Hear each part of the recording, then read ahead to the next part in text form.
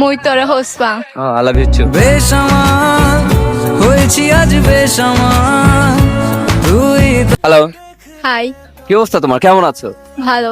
আচ্ছা। আপনি কেমন আছেন? আমি কেমন আছি এটা কি জিজ্ঞেস করা খুব বেশি প্রয়োজন ছিল?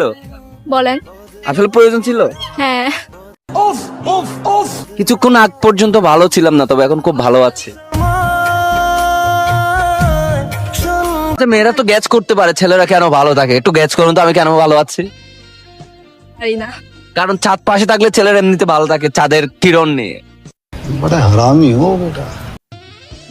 না বাসায় কি কেউ কখনো বলে না যে আন্টি আঙ্কেল আমার মেয়েটা পুরো একটা চাঁদ, বলে না? না। আন্টি আঙ্কেল কেন বলবে? কারণ মেয়ের জামাই তো বলবে পুরো চাঁদ, এটা আমি বলে দিলাম আর কি।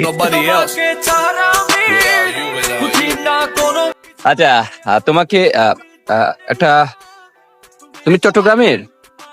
না, রাঙামাটি। রাঙ্গামাটি। চট্টগ্রামের বাসা জানো? হ্যাঁ, না। বাইগান। জানো না?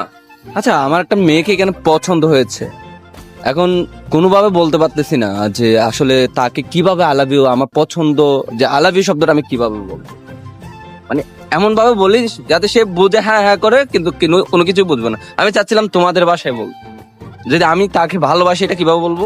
মই তোরে হসপাং। हाय हाय মই তোর হুসপাং। হ্যাঁ। আচ্ছা, এটা বললে হয়ে যাবে? আবার বলো তো কি? মই তোরে হসপাং। I love you too. বেসামাল হয়েছি আজ বেসামাল